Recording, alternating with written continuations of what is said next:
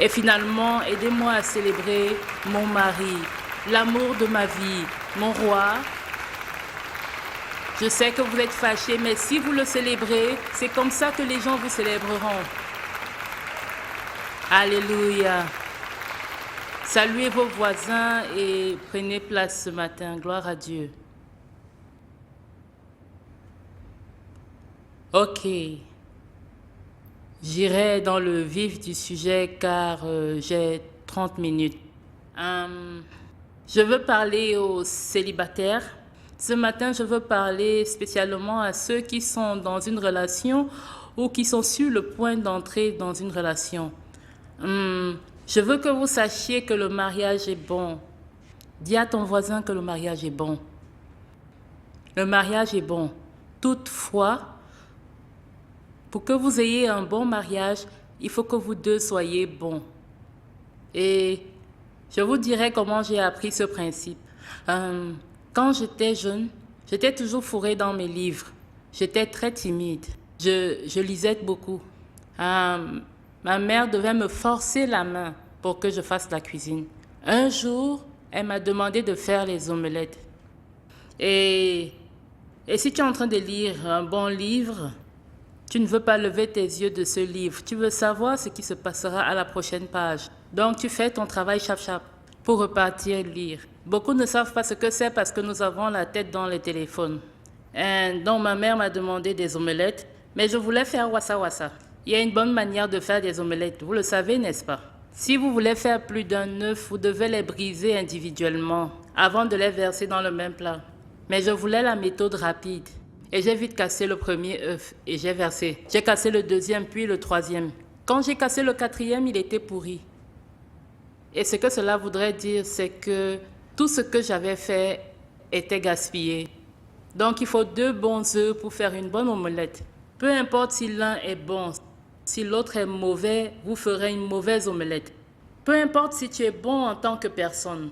Si tu n'épouses pas la bonne personne ou une personne pieuse, tu auras des troubles dans le mariage. Tu souffriras dans le mariage. C'est là où les gens disent souvent, le mariage est mauvais, que c'est une arnaque. C'est pas vrai. C'est la qualité des personnes qui détermine le type de mariage.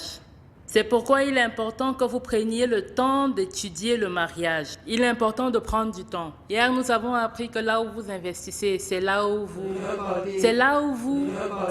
récoltez. Là où vous travaillez, c'est là où vous aurez la récompense. Donc, il est important que vous preniez le temps d'étudier le mariage. Je vais vous donner 3 points aujourd'hui, que si tu es dans une relation, ça te permettra de savoir si tu dois aller à une prochaine étape et si tu dois aller jusqu'au mariage. OK? Et il y a 3 points pour que tu t'en souviennes facilement. Alors, le premier point 1, pour avoir un bon mariage ou pour savoir si cette relation peut aller à la prochaine étape, la première chose à se demander, c'est est-ce une adoration à Dieu? Je sais que c'est bizarre comme question, ça devrait être est-ce qu'il m'aime, est-ce qu'elle m'aime? Non, la première chose que je dois me demander, c'est que la relation dans laquelle je suis, est-ce qu'elle donne la gloire à Dieu? Est-ce qu'elle honore Dieu? Si tu es dans une relation qui ne fait pas de toi un meilleur chrétien, rappelez-vous hier qu'on a dit qu'il y a 2 types de mariage. Si tu veux un mariage du royaume, tu dois suivre les principes du royaume, les voies de Dieu. Tu dois te poser la question, cette relation dans laquelle je suis, fait-elle de moi un meilleur chrétien? Si elle ne fait pas de toi un meilleur chrétien, alors tu ne peux pas rester dedans. Tu ne peux pas envoyer cette relation au mariage. Au contraire, il faut arrêter cette relation. C'est pourquoi il est important de bien choisir. Et je sais que de nos jours, les gens donnent l'impression que Dieu n'est pas impliqué dans le choix du partenaire. C'est un gros mensonge. Si tu es un citoyen du royaume céleste, si tu es un enfant de Dieu, Dieu est intéressé par le moindre détail de ta vie.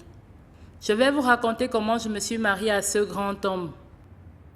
J'étais dans une relation quand j'ai eu ma licence à IFE. J'ai eu ma licence à l'université à Obafemi à Wolowo. Donc, il était normal en dernière année qu'un frère ait la vision sur toi. Je ne sais pas pour vous, mais à l'époque, on te voit en vision, quelqu'un prie à propos de toi et on te voit. Donc, c'était normal. Les gens font comme si c'est étrange. Tu pouvais pas être en dernière année et ne pas être fiancé. Malheureusement, ce n'est pas vrai. J'ose le dire, 80% de ces relations n'arrivent pas au mariage. Ils mettent beaucoup la pression sur les gens. Tu te sens mal si tu fais la licence et tu n'es pas fiancé. Je suis entrée dans une relation avec un bon chrétien de ma communauté. Il allait devenir médecin.